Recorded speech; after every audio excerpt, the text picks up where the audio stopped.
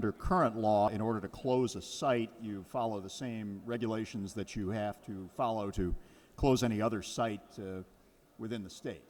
Is that your understanding? Under current law, that the requirements to close a site are like any other site.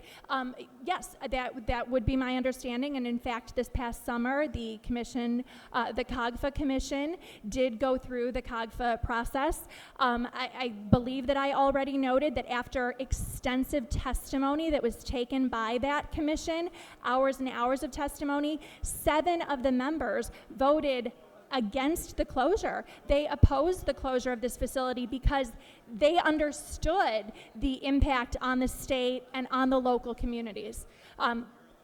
However, the administration did move forward with the closure effective October the 1st.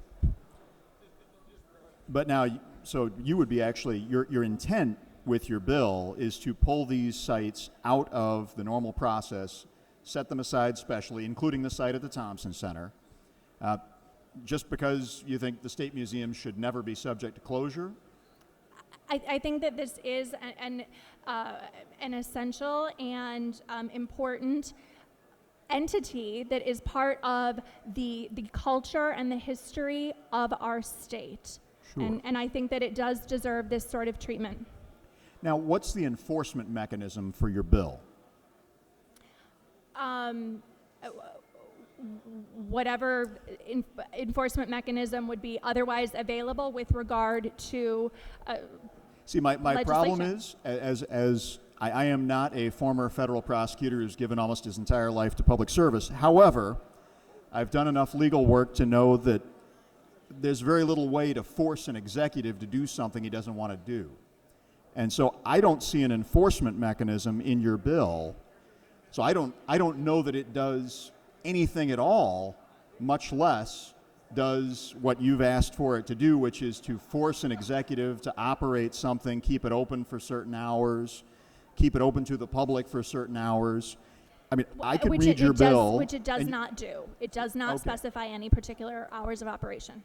See, because as best I can tell, the current state of affairs at all of the Illinois State Museums is perfectly consistent with your bill. In other words, your bill does not change the status quo at all. It does, because it does state in the bill that the sites shall be open to the public. So presently, the sites are not open to the public.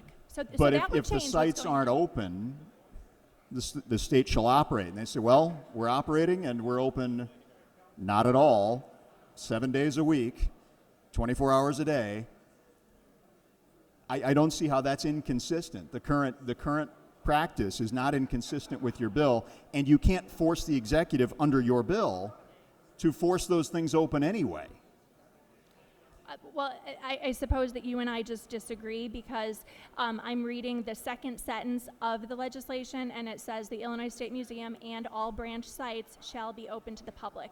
Presently, they are not open to the public. Well, I mean, the Capitol's open to the public, too. Doesn't mean it's open all the time.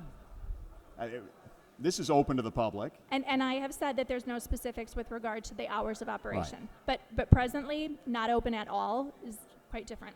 Okay, thank you. And to the bill, ladies and gentlemen, this is a lovely aspirational statement, but the bill itself has no enforcement mechanism. It doesn't actually change state law, state practice. And for that reason, as much as you might feel good to vote yes, it really doesn't do anything to help the state museums or to get us out of the budget impasse we find ourselves in. Thank you, Mr. Speaker.